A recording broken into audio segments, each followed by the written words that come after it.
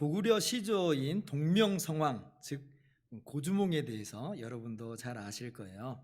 졸본에 고구려를 건국하여서 왕이 됐지만 사실은 임신한 첫 번째 부인을 동부여에 그대로 두고 자신만 홀로 간신히 빠져나온 상태였잖아요. 고주몽이 홀로 그렇게 빠져나갈 때에 그 부인에게 그렇게 말을 합니다. 임신했잖아요. 근데 이 아이가 태어나서 나중에 성장하면 자신을 꼭 찾아오도록 하라는 거예요. 그런데 이제 뱃속에 있으니까 얼굴도 모르는 상태잖아요. 그래서 자신의 아들임을 증명할 방법이 필요했을 텐데 지금처럼 유전자 검사를 할 수 있는 것도 아니고, 그래서 이제 부러진 칼 조각을 땅에 묻어두고 그것을 찾아서 오도록 해요. 그러면 이제 이 아이는 자신의 아들이다라고 하는 거죠. 정말 그래서 훗날 이 아이가 그 칼 조각을 찾아서 아버지인 고주몽을 찾아갑니다. 그리고 이제 칼 조각을 서로 맞춰가면서 이 고주몽의 아들임을 확인하는 거예요. 딱 맞네, 내 아들 맞아, 이러는 거예요. 그래서 이 아들이 나중에 그 고주몽의 뒤를 이어서 고구려의 2대 왕, 유리왕이 되는 겁니다. 이게 실제 우리나라 역사에 나오는 이야기예요. 여러분, 이와 같이 어떤 주장이나 선언에 대해서는 그것을 뒷받침해주는 증언이나 증거들이 필요합니다. 이 아이가 내가 고주몽의 아들이다 라는 주장을 했다면 그것을 뒷받침해주는 증거인 부러진 칼이 필요한 거예요. 그거 없으면 무엇으로 자신이 아들됨을 증명할 수 있겠어요? 부러진 칼이 있어서 아들이 된 건 아니에요. 그거 없어도 자신이 친자식이라는 사실은 변함이 없지만, 그러나 그 부러진 칼은 모든 사람에게 자신이 고주몽의 친아들임을 증명해 주는 것이라 하는 것입니다. 오늘 말씀도 마찬가지예요. 예수님께서 5장 17절 이하에 예수님 자신이 진정한 안식을 주시는 분이심을, 무엇보다 하나님의 아들이신 동등한 참 하나님이심을 선언하셨어요. 이게 삼위일체의 신비잖아요. 내 아버지께서 일하시니 나도 일한다. 아마 여러분 지난주 말씀 기억하실 거예요. 자, 그런데 이것이 정말 사실일지라도 다른 사람들에게는 그것을 증명할 필요가 있다는 거예요. 그렇지 않으면 다른 사람들이 어떻게 이것을 믿을 수 있겠어요? 쉽게 말한다면 오늘날 어떤 사람이 내가 하나님이요 그랬다면 어떻게 그것을 믿을 수 있겠냐는 거예요. 대본에 당신이 하나님이심을 증명해 보이시오 라고 반문하겠죠.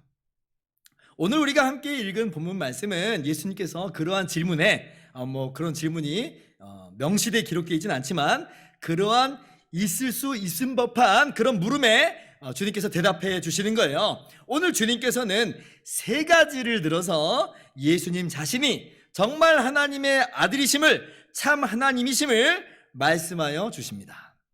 첫 번째로는 세례 요한이 바로 나에 대해서 그렇게 증언하였다라고 말씀하세요. 33절이에요.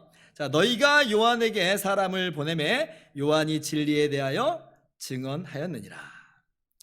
세례 요한이 긴 시간 활동한 것은 아닙니다. 일찍 순교당해요. 그런데 유대 사회 속에서 그 영향력이란 우리가 생각하는 것 이상으로 엄청나게 컸어요. 거의 모든 사람들이 세례 요한을 하나님께로부터 온 선지자 이렇게 여겼습니다. 심지어 이제 예수님께서 부활하시고 승천하신 뒤에 25년이 지난 그때에도 바울이 3차 전도 여행을 하는 그 순간 속에서도 여전히 세례 요한을 기억하고 따르는 어떤 제자들이 있었다. 그게 사도행전에 기록이 돼 있어요. 그러니까 세례 요한이 걸었던 그 족적이 엄청나게 컸다는 거죠. 영향력이 대단했다는 거예요. 그런데 그 유대인들이 인정했던 세례 요한이 뭐라고 말을 했는가? 라고 할 때에 예수님에 대해서, 진리에 대해서 증언했다는 거예요. 요한복음 1장 29절 이하를 보면 세례 요한의 증언이 상세하게 기록이 되어 있습니다. 예수님을 일컬어서 세상 죄를 지고 가는 하나님의 어린 양이다 그러고요, 30절에는 내가 전에 말하기를 내 뒤에 오는 사람이 있는데 나보다 앞선 것은 그가 나보다 먼저 계심이라 한 것이 이 사람을 가리킴이라 라고 하면서 예수님을 증언하는 거예요. 그가 나보다 먼저 계셨다. 이게 무슨 얘기냐면요, 요한복음 1장의 기록을 보면 세례 요한이 예수님보다 먼저 태어납니다. 6개월 먼저 태어나요. 그러면 세례 요한이 분명히 자신이 먼저 있었다라고 말할 것 같은데 아니라는 거예요. 예수님이 먼저 계신 분이다. 아니, 세상에 어떻게 그럴 수가 있어요? 세례 요한의 증언은 이런 뜻이에요. 예수님은 우리와 똑같은 사람이지만 실제로는 먼저 계신 분이다. 즉 하나님의 아들이심을 분명히 알고 사람들에게 그렇게 증언하고 있는 거예요. 그래서 1장 34절에 내가 보고 그가 하나님의 아들이심을 증언하였노라 그러죠.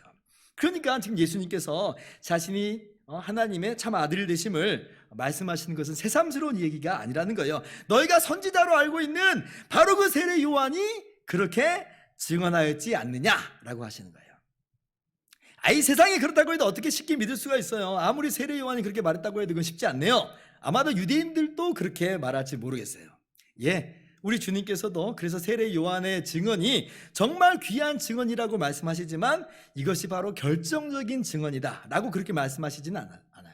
34절에 그래서 그러나 나는 사람에게서 증언을 취하지 아니하노라. 다만 이 말을 하는 것은 너희로 구원을 받게 하려 함이라 말씀하시죠. 이 말 뜻을 풀어보자면 세례 요한이 말했기 때문에 참이다 그건 아니라는 거예요. 만약 세례 요한이 말했기 때문에 참이 된다든지 혹은 참으로 인정할 수 있다든지 그러면 자칫 세례 요한의 권위가 더 높은 것처럼 오해를 불러일으킬 수도 있잖아요.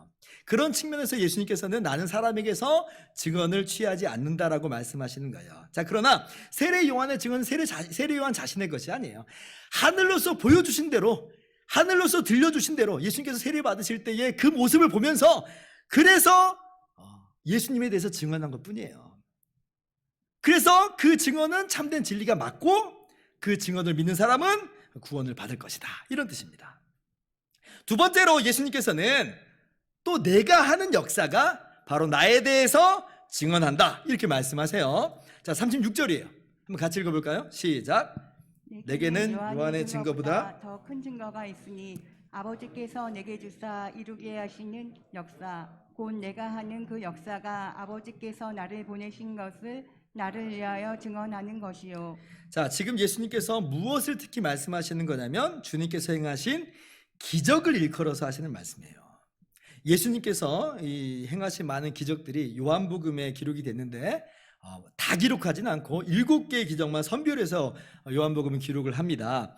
이 7개의 기적들은요, 그 기적들 각각 보여주는 그런 특징적인 의미들이 있어요. 그런데 그 모든 기적들이 공통적으로 증언하는 바가 뭐냐면 바로 예수님은 하나님의 아들이시라고 하는 거예요. 이 기적들을 보고 그래서 믿으라는 거죠. 요한복음 20장 31절에 오직 이것을 기록함은 너희로 예수께서 하나님의 아들 그리스도이심을 믿게 하려 하며 또 너희로 믿고 그 이름을 힘입어 생명을 얻게 하려 함이라.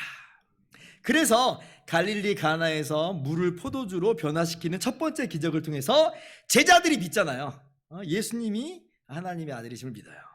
그리고 두 번째 기적, 역시 갈릴리 가나에서 왕의 신하의 아들의 중병을 멀리서 말씀으로만 고쳐주시는 그 기적을 통해서 이번에는 그 신하와 그 온 집안이 믿었다 이렇게 기록이 되고 있어요. 그리고 지금 요한복음에서 이 세 번째 표적을 기록하면서 38년 된 중환자를 고쳐주시면서 주님께서 더불어서 말씀하고 계시는 거예요. 지금 38년 된 만성 중환자를 고쳐주셨잖아요. 창조 때에 하나님께서 제7일째 모든 것을 완성하시고 우리 인류에게 그 안식을 누릴 수 있도록 복을 주신 것처럼 예수님께서 7일째 날, 즉 안식일 날 이 38년 된 환자를 고쳐주시면서 이 사람에게 안식의 복을 회복시켜 주셨어요. 이 기적들을 보라는 거죠. 그리고 믿으라는 거예요. 세례 요한이 헤롯 왕에게 핍박을 받아서 감옥에 갇혔을 때에 그리고 이제 순교를 당하거든요. 그 제자들을 보내서 예수님께 이렇게 물어본 적이 있어요. 오실 그이가 당신이십니까? 이걸 보면 세례 요한도 인간이라고 하는 이 한계 속에 머물러 있는 것을 우리가 알 수가 있는 거죠. 어떤 의미에서는 세례 요한도 지금 자기 헷갈리고 있는 거예요. 분명 하나님께서 보여주시고 들려주신 대로 예수님이 하나님의 아들이심을 알고 있는데, 믿고 있는데, 그런데 지금 돌아가는 상황은 자기의 생각하고 너무 다르다는 거예요. 자기는 옥에 갇혀있고 조만간 언제 죽을지 모르는 그런 상황이에요. 근데 하나님의 아들이신 예수님의 하시는 일은 너무나 더디게만 보여요. 지금 뭐 하고 계시는지 잘 모르겠어요. 그러니까 막 헷갈리는 거예요. 그러면서 이제 제자들을 보내서 물어보는 게 오실 그이가 당신이십니까? 이렇게 물어보는 거예요.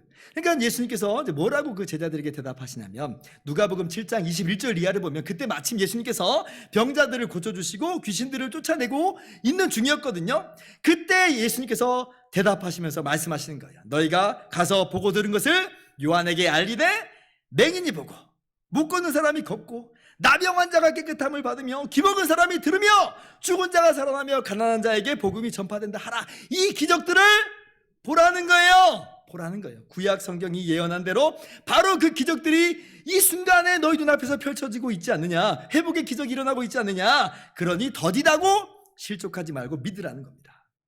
여러분, 예수님께서 행하신 기적은 아무도 모르게 은밀하게 행해진 기적들이 아니에요. 그 어쩌다가 한두 번 일어난 그러한 뜨문뜨문 일어났던 기적들도 아닙니다. 주님이 행하신 기적들은요, 명백한 기적, 모든 사람이 알고 있는 기적들, 엄청나게 많은 기적들이에요. 여러분, 유대인들이 예수님을 십자가에 못 박아 죽일 때에 지금 이 기적들을 몰라서 못 봐서 십자가에 못 박아 죽인 게 아니에요. 에이, 유대인들이 예수님이 행하신 이 기적 다 봤으면 다 믿었을 건데 아니에요. 유대인들은 다 알고 있었어요. 다 봤어요. 그런데 그럼에도 불구하고 예수님 십자가에 못 박아 죽인 거예요. 귀신의 힘을 빌어서 이 기적들을 행하고 있다. 오히려 예수님이 신성모독을 저지르고 있다. 그러면서 십자가에 못 박아 죽인 거예요. 그래서 분명한 것은 믿는 사람이든 믿지 않는 사람이든 부인할 수 없는 한 가지 사실은 뭐예요? 예수님이 행하신 그 기적들은 명백한 기적들이라는 거예요. 많은 기적들이라고 하는 거죠. 예수님께서는 바로 이 명백한 많은 기적들을 증거로 제시하는 겁니다. 이거 봐라! 구약 성경에서 예언한 대로 이 많은 기적들을 내가 행하지 않느냐. 그러니 믿으라 라고 하는 거죠. 그래서 요한복음 10장 말씀에 주님께서 이렇게 말씀하십니다. 만일 내가 내 아버지의 일을 행하지 아니하거든 나를 믿지 말려니와 38절 같이요. 내가 행하거든 나를 믿지 아니할지라도 그 일을 믿으라. 그러면 너희가 아버지께서 내 안에 계시고 내가 아버지 안에 있음을 깨달아 알리라 하시니. 아멘. 예수님께서 계속 반복해서 말씀하시는 거예요. 예수님이 행하신 이 모든 기적들은 예수님이 하나님의 아들 참 하나님이심을 증언하는 것이다 라고 하는 것이죠. 세 번째로 예수님께서는 아버지께서, 즉 하나님께서 친히 증언하신다 이렇게 말씀하세요. 오늘 본문 5장 37절입니다. 또한 나를 보내신 아버지께서 친히 나를 위하여 증언하셨느니라. 하나님께서, 아버지께서 친히 증언하신다는 거예요. 어떤 이 말씀 보면 하나님께서 직접 나타나셔서 또 무슨 음성으로나 직접 증언하신 것으로 그렇게 우리가 생각할 수 있겠는데요, 그런 뜻은 아닙니다. 사람들은 하나님을 본 적도 없고 볼 수도 없고 그 음성을 들은 적도 없어요. 사실 사람이 하나님을 볼 수가 없죠. 유한한 인간이기 때문에도 그렇고 죄인이기 때문에 하나님을 볼 수 없어요. 보는 순간 다 죽는 거예요. 죄인이니까. 그러면 하나님 아버지의 증언이 뭐냐라고 할 때에 주님께서 바로 뒤에서 말씀하세요. 39절이에요. 자, 한번 같이 읽어볼까요? 시작. 너희가 성경에서 영생을 얻는 줄 생각하고 성경을 연구하느니라. 이 성경이 곧 내게 대하여 증언하는 것이니라. 즉 예수님은요 지금 구약 성경을 일컬어서 아버지의 말씀이다 라고 하시는 것이고, 그러므로 성경의 증언은 하나님 아버지의 증언이다 라고 하시는 거예요. 성경이 하나님의 말씀이다. 이건 뭐 당시 유대인들이라면 모두 다 알고 인정하고 있는 진리죠. 그런데 이제 오늘날 기독교 세계 속에서는요, 분명히 기독교 세계관 속에 있으면서도 성경이 하나님의 말씀임을 안 믿는 사람들이 있어요. 무슨 성경은 인간의 저작물이지 하나님 말씀은 뭐 아니라 하는 거예요. 근대로부터 시작된 자유주의 신학자들이 특히 그렇게 헛된 주장들을 합니다. 그런데 그것은 당시 유대인들이 생각하고 있었던 거하고 완전히 달라요. 유대인들은요 성경이 분명히 하나님 말씀인 줄을 믿어 의심치를 않아요.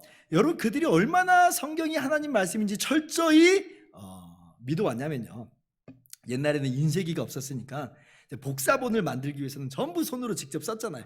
필사하잖아요. 필사.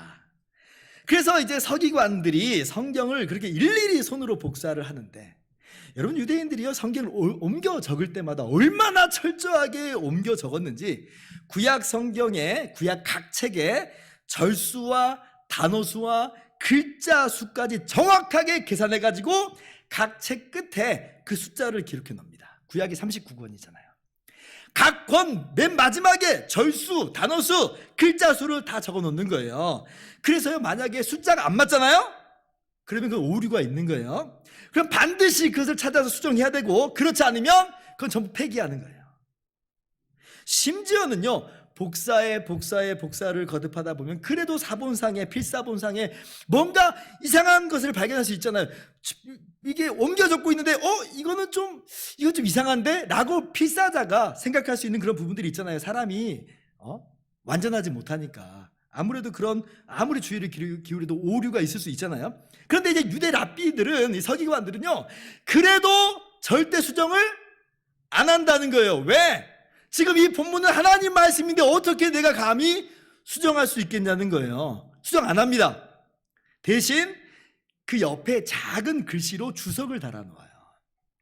이 단어가 이렇게 기록이 되어 있는데, 내가 볼 때는 원래 이 단어였던 것 같다라고 하는 거예요. 그러나 고치진 않는다는 거예요. 여러분, 이게요, 단순히 성경이 사람의 저작물이면 이렇게 안 하죠. 유대인들은 분명히 성경이 하나님의 말씀임을 확실히 알고 믿고 있다는 거죠. 예수님께서는 바로 그러한 배경을 깔고 말씀하고 계시는 거예요. 성경 하나님 말씀이다. 그런데 그 말씀이 바로 나에 대해서 증언하고 있는 것이다 라고 하는 거예요. 여러분, 먼저 분명하게 합시다. 성경은 하나님 말씀이에요. 베드로후서 1장 20절, 먼저 할 것은 성경의 모든 예언은 사사로이 풀 것이 아니니, 21절 같이요. 예언은 언제든지 사람의 뜻으로 낸 것이 아니요 오직 성령의 감동하심을 받은 사람들이 하나님께 받아 말한 것임이라. 성령의 감동으로 하나님께 받아 말한 것이다. 성경은 분명히 하나님의 말씀이다 라는 것입니다. 그러므로 여러분, 흔들림 없이 성경이 하나님의 말씀임을 다시 한번 굳게 믿으시기 바랍니다. 자, 그래서 예수님께서 말씀하신 거예요. 하나님 말씀인 그 성경이 바로 내에 대해서 증언한다. 이것이 세 번째 증언이고, 그리고 가장 중요한 증언이다라고 하는 거예요. 아니, 목사님, 제가 여러 번 구약 성경을 읽어봤는데 예수님 못 찾겠던데요. 아마 그렇게 생각하시는 분들이 있을 수 있어요. 왜냐하면 직접적으로 구약 성경에 예수라고 하는 글자가 거기 기록된 건 아니거든요. 그러나 구약 성경 곳곳에서 예수님을 분명하게 증언하고 있어요. 대표적인 구절로 창세기 3장 15절을 보면 아담과 하와에게 하나님께서 주신 말씀이 있잖아요. 여자의 후손으로 오시는 구원자. 제가 여러 번 설교했기 때문에 아마 기억하실 거예요. 또 그리고 신명기 18장 15절 18절을 보면 하나님께서 모세에게 말씀하십니다. 내가 이스라엘 중에서 너와 같은 선지자 하나를 그들을 위하여 일으키고 내 말을 그 입에 두겠다. 미리 말씀하여 주셨어요. 여러분, 이스라엘에게 있어서 모세는요, 전무후무한 사람이에요. 이스라엘을 출애굽시킨 사람이고 하나님의 말씀인 율법을 받아서 전해준 사람이에요. 그런 사람은 없어요. 그런데 그 모세와 같은 인물 한 명을 일으키시겠다. 이미 모세에게 말씀하신 바예요. 여러분, 구약 성경에 우리가 생각하는 것보다 더 분명하게 예수님에 대해서 미리 예언되어 있어요. 구약의 사람들이 잘 모를 거라고 우리가 생각하기 쉬운데 사실은 그렇지 않을 수 있다는 걸 우리가 알아야 돼요. 사무엘하 7장 12절은 또 하나님께서 다윗에게 이렇게 말씀하십니다. 다윗의 몸에서 날 씨를 다윗 뒤에 세워서 그가 하나님의 집을 건축하고 하나님은 그의 왕좌를 영원히 견고하게 하시겠다 예고하여 말씀하여 주셨어요. 이걸 볼 때 우리가 언뜻 솔로몬 얘기인가 보다 라고 생각하기 쉽지만, 여러분, 그 왕위가 영원히 견고하게 된다 말씀하셨잖아요. 그 사람이 영원한 왕이 된다는 말이에요. 그 사람은 죽어서 썩어버리지 않는다는 말이에요. 그러면 이건 다윗에게 해당되는 말도 아니고 궁극적으로 솔로몬에게 해당되는 말도 아니에요. 그래서 다윗이요, 시편 16편에 이렇게 예언한 시가 있습니다. 이건 이제 개역 개정 번역보다 옛날의 개역 한글 번역이 훨씬 좋아요. 10절 하반절을 보면 주의 거룩한 자로 썩지 않게 하실 것이니이다. 썩지 않게 하실 것입니다. 여러분, 이 사람이 그럼 누구냐는 거예요? 다윗이에요? 솔로몬이에요? 아니라는 거예요. 누구예요 그러면? 예수님께서 죽으시고 부활하심으로 똑똑히 보여주셨죠. 바로 여기 예언된 왕은 부활하신 예수님이라는 거예요. 하나 더 봅시다. 하나님께서 이사야 선지자를 통해서 또 말씀하신 적이 있어요. 처녀가 잉태하여 아들을 낳을 것이요 그의 이름을 임마누엘이라 하리라 하시고는 9장 6절에 이렇게 말씀하십니다. 이는 한 아기가 우리에게 낳고 한 아들을 우리에게 주신 바 되었는데 그의 어깨에는 정사를 메었고 그의 이름은 기묘자라 모사라 전능하신 하나님이라 영존하신 아버지라 평강의 왕이라 할 것임이라.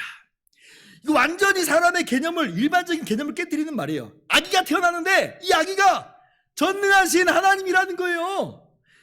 영존하시는 아버지라 심지어 말씀해요. 하나님께서 말씀하시는 거예요. 어떻게 이게 지금 말이 되는가? 이게 무슨 말인가? 여러분, 예수님께서 당신이 하나님의 아들이시고 참 하나님이심을 말씀하시는 것이 이게 허무맹랑하거나 참람한 신성모독이 아닌 것이에요. 이미 구약 성경에 이런 일이 있으리라고 예언된 바다, 하나님께서 증언하여 주신 바다라고 하는 것이죠. 여러분, 그럼 유대인들이 이렇게 물을지도 모르겠어요. 아니 뭐 성경에 그렇게 기록된 것은 알겠는데 당신이 바로 그 사람인 것을 우리가 어떻게 알겠느냐고 그렇게 대뜸 따져 물을지도 모르겠어요. 여기까지 여러분도 다 잘 따라오고 있을 거라고 믿습니다. 정말 그렇게 생각할 수 있죠. 이게 뭐 예수님을 가리킨다고 어떻게 확신할 수 있어. 그래서 여기에서 가장 중요한 사건 하나를 반드시 짚고 넘어가야 돼요. 그게 뭐냐면 예수님께서 죽은 자 가운데서 3일 만에 다시 부활하신 바로 그 사건을 반드시 짚고 가야 돼요. 만약에 예수님께서 부활하시지 않으셨다면 주님이 행하신 그 무수한 기적에도 불구하고 예수님이 정말 하나님의 아들이심은 거짓말이 되고 말 것입니다. 왜냐하면 하나님의 말씀인 구약 성경의 증언과 다르잖아요. 썩지 않을 거라고 했는데 썩어버리면 하나님 말씀하고 다르니까 예수님은 하나님의 아들이 아닌 것이 돼요. 그러나 예수님은 분명히 죽음에서 부활하심으로 이 구약의 말씀들이 예수님 자신의 말씀임을 증명하여 보여주셨어요. 그래서 사도 바울은 로마서 1장에 이렇게 말씀하는 겁니다. 이 복음은 하나님이 선지자들을 통하여 그의 아들에 관하여 성경에 미리 약속하신 것이라. 그의 아들에 관하여 말하면 육신으로는 다윗의 혈통에서 나셨고 4절같이요 성결의 영으로는 죽은 자들 가운데서 부활하사 능력으로 하나님의 아들로 선포되셨으니 곧 우리 주 예수 그리스도시니라. 주님의 부활은요 구약 성경이 증언하는 바라는 거예요. 하나님의 말씀에 따르자면 하나님의 아들은 결코 죽어 썩지 않아요. 그런데 정말 예수님께서 부활하셔서 일어나셨잖아요. 그리고 다시 죽음을 보지 않고 하늘로 올리우셨어요. 그러니 예수님은 정말 하나님의 아들, 참 하나님이심이 분명하다는 겁니다. 물론 오늘 예수님께서 이 말씀을 하실 때는 부활하심으로 최종 증명하신 것은 아직 아니기 때문에 어느 정도 구약 성경이 사람들 눈에 가려진 것은 사실이에요. 그러나 앞선 세례 요한의 증언과 그리고 예수님이 행하신 그 기적들을 덧붙여서 이해하면 사실 충분히 구약 성경의 증언이 예수님에 대한 것임을 알 수 있다는 겁니다. 따라서 예수님이 하나님의 아들, 참 하나님이심을 알고 믿을 수 있다는 거죠. 그래서 예수님께서 이 세 가지가 바로 나에 대해서 증언하신 것임을 밝히 말씀하시면서 유대인들에게 믿음을 요구하시는 거예요. 주님께서는 오늘 우리에게도 동일하게 말씀하십니다. 사실 우리는 유대인들보다도 더 확실하고 분명한 이치 가운데 있죠. 왜요? 우리는 주님의 부활 소식까지 들었잖아요. 그러므로 이제 우리가 예수님을 믿지 못할 바는 없어요. 우리의 믿음을 가로막을 장애물은 아무것도 없는 것입니다. 사랑하는 성도 여러분, 예수님의 부활을 믿으시기 바랍니다. 그리고 그 부활이 증언하는 바 예수님이 구약 성경에 예언한 대로 하나님께서 증언하신 대로 하나님의 아들이심을 여러분 믿으시기 바랍니다. 그리고 예수님이 하나님의 아들이시기 때문에 주님이 우리의 모든 죄를 짊어지고 십자가에서 죽으신 그 십자가의 대속이 참이심을 믿으시고 그러므로 예수님 믿는 자마다 영원한 생명을 얻게 됨을 심판에 이르지 아니하게 됨을 여러분 믿으시기 바랍니다. 이것이 오늘 말씀의 결론이에요.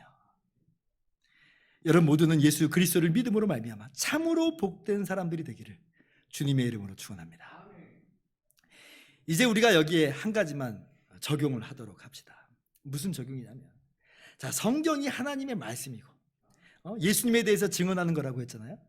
그러면 우리 이미 믿는 우리들은 하나님 말씀인 성경을 읽어야 될 것이고 그리고 특별히 구약 성경을 읽을 때마다 예수님을 찾아보면서 읽어가는 시도들을 해야 돼요.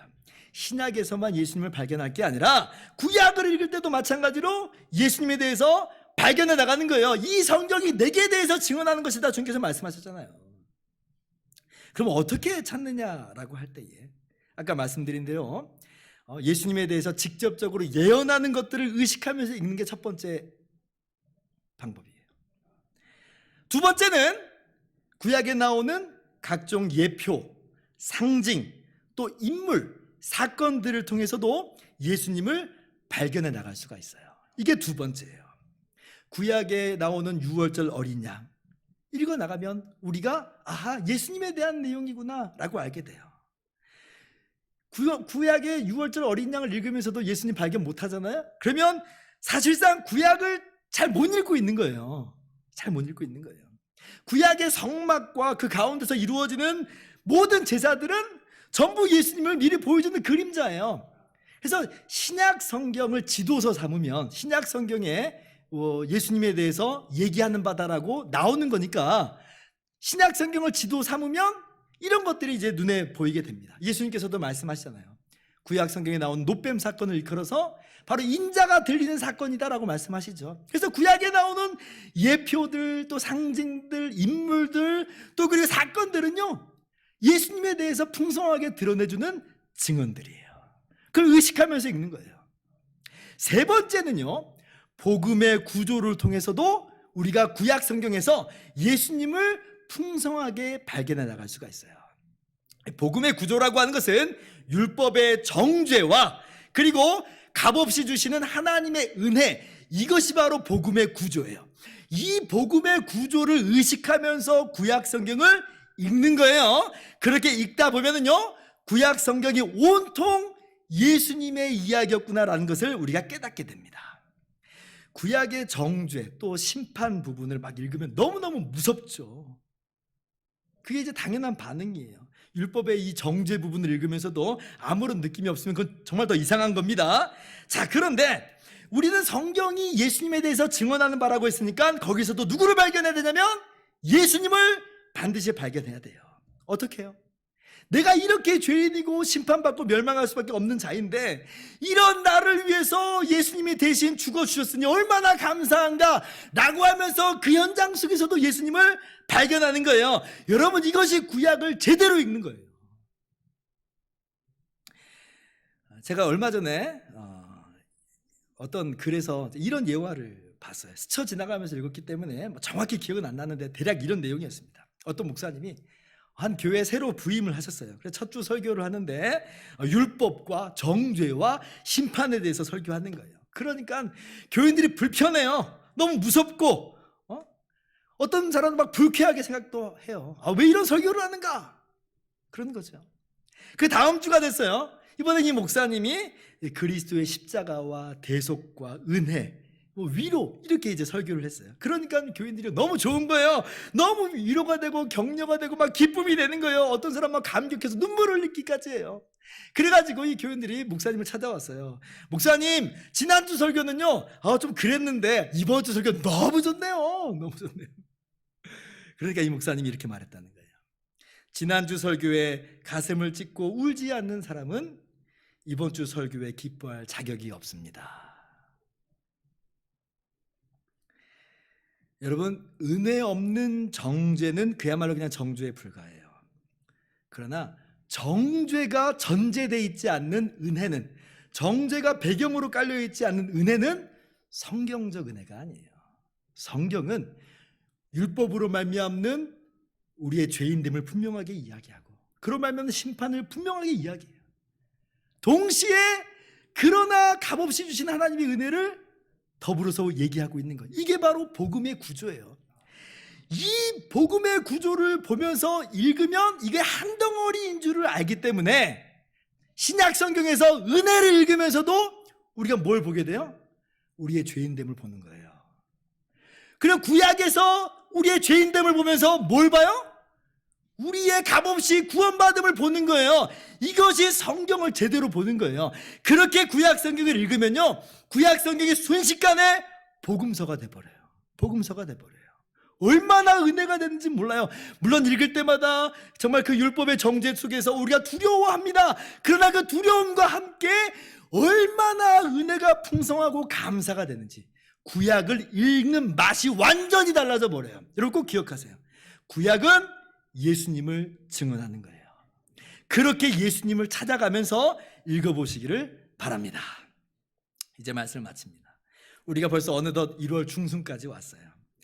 작년에 우리가 성경 읽기 캠페인 하느라고 정말 열심히 성경을 읽었는데 올해는 스티커 안 붙여나가니까 벌써 좀 해이해진 게 있어요. 제가 그래요. 제가 여러분 다시 마음을 잡았으면 좋겠어요. 성경은 하나님 말씀이에요. 성경 읽어야 돼요. 성경 읽어야 돼요. 그리고 성경을 읽을 때는 반드시 이것이 예수님을 증언하는 하나님의 말씀이므로 성경을 통해서 예수님을 발견하는 그러한 노력들을 하세요. 지금 우리 옆에 세례 요한 있지 않아요. 지금 우리 눈앞에서 예수님의 기적들이 일어나는 것도 아니에요. 심지어 주님의 부활도 우리 눈앞에 지금 보여 있지는 않아요. 그러나 이 모든 것이 하나님의 말씀인 신구약 성경에 기록이 돼 있고 대대로 우리 인류에게 그렇게 하나님 말씀이 증언하고 있는 거예요. 예수님은 하나님의 아들이고 우리의 참된 구원자가 되신다. 여러분 성경을 힘써 읽으시고 그리고 성경을 통해서 예수님을 더욱 깊이 발견해 나가시길 바라며 그 안에서 하나님의 풍성한 은혜를 충만하게 누리시기를 주님의 이름으로 축원합니다. 기도하겠습니다.